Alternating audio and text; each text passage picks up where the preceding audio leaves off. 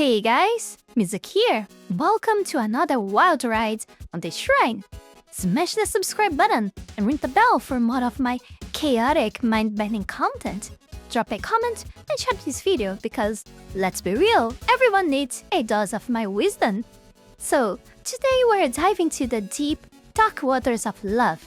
I know, you're all thinking, love? From a five-tailed fox girl? This ought to be good. Grab your popcorn because I'm about to spill the tea on what real love is all about, at least in my point of view, of course. But before we go any further, I want to take this brief moment here to thank you all my patrons that support my work here on YouTube, and especially my three-tailed fox tier members Heath Rowell and Fenny Sylvy for the incredible support to my work. You guys are amazing. You can support this channel life and growth with just $5 a month and gain access to many perks. This is less than a burrito. Check out my Patreon, link is in the description below. First off, let's get one thing straight. Love isn't some magical aura you throw out there like confetti. I've said it here before. Nope, it's all about you and more you. And a bit of others, of course. Your emotions, they're like a one-way street, bro. They talk to you, not to the world. But hey, they get all excited when the environment gives them a little nudge, like a pat on the back with a shiny new toy. Now, about those lovey-dovey Greek types of love, agape, pragma, whatever, they are just fancy names for ways you make yourself feel good. Take agape, for example, the selfless love. It's all about sacrificing for someone else. But guess what? You're doing it because your body says, hey, this feels nice. Man, you're the champions of this, right? Because you've got this whole provider and protector vibe going on. It's like evolution's way of saying, be useful or be single. And let's talk about why men end up doing all these sacrifices. It's not for the girl, it's for the good vibes. When you do something nice, like giving a stranger a ride or buying a snack, you're not doing it for karma points. You're doing it because it makes you feel like the hero in your own story. And if you didn't get those warm fuzzies, you wouldn't even bother, right? Whatever comes first, you can actually start feeling nothing in the beginning and doing it, but in the moment you do, you realize that this self-satisfaction of being helpful, that's not just what we call altruism, but this is also very related to love. Love is yet complicated, with too many gears working together in symphony to maintain the machine working, and yet simple at the same time. But here's the kicker though. You guys really only feel loved when sex is on the table, right? Yeah, I said it. All that other love stuff is cool, but without sex, you're just in the friend zone, feeling used like a disc glove. And ladies, if you are just in it for the physical, you feel used too, like a vending machine for affection. So you can keep lying for yourself and others all you want about being able to sleep with that mini-man just because you feel that the said patriarchy never let you do so before, and now you are free to do it as many men as you want. But in reality, we know that inside you are in a fetal position, crying after sleeping with the first one and don't receiving a call later. Now let's talk desire. Some say if you feel lust, love is out the window. I say, hold up, desire is just part of the love package.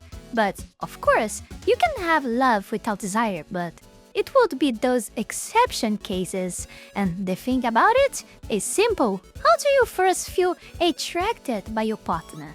Is it for love?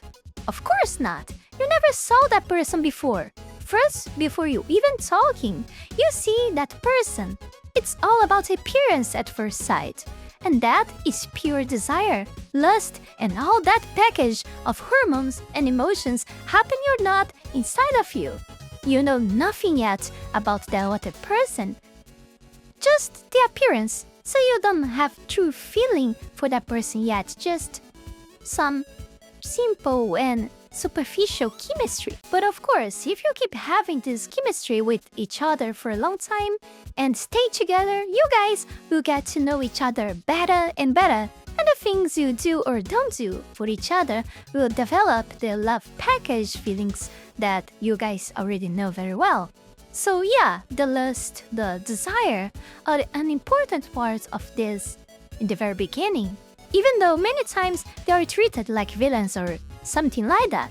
Of course, not always these should serve the love. Oftentimes they actually destruct more than construct, but this is about people nowadays mindset and culture. It's about modern society, and that is for another day video. Do you ever see Next Machina? The movie where the AI has a sex drive? The creator was like, why not give her the full human experience? If you've got consciousness, why not enjoy all the perks, including the spicy ones? He was doing it not for her exactly, but because he was feeling bad for creating her and not allowing her to feel the experiences of being a human. So, for self-satisfaction, he gave her this part of being a human too. So, here is the deal, my dear foxes and viewers. Love is selfish, but in the best way. Even when you think it's only for the others, it's always, for the most part, for yourself too. And there is nothing wrong with that. It's just part of being a human. And all of these ways of thinking and acting is what made humanity grow and survive up to here. Now, how can all these things work together perfectly fine to benefit everyone in the end?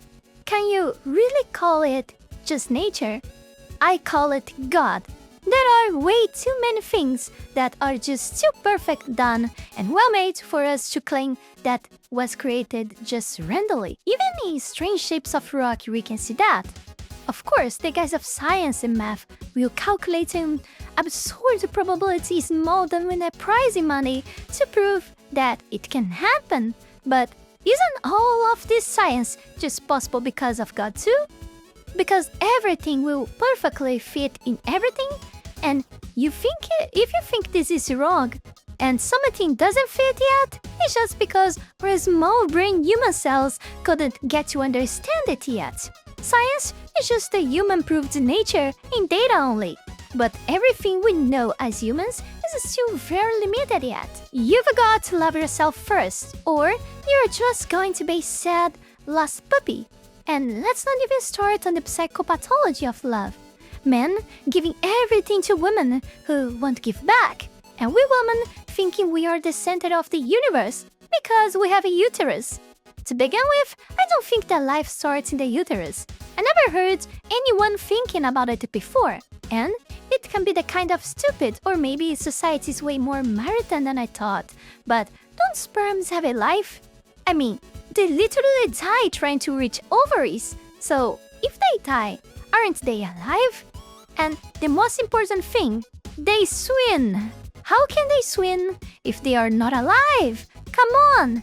Well, that's a topic we can discuss in another video. How many ideas, oh gosh. In the end, love is our fluid hormonal, neurotransmitter-driven mass, but it's what we've got.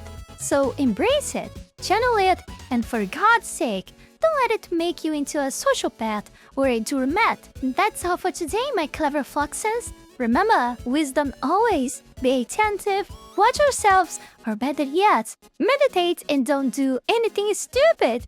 See you in the next video, and until then, keep your tails fluffy and your hearts open.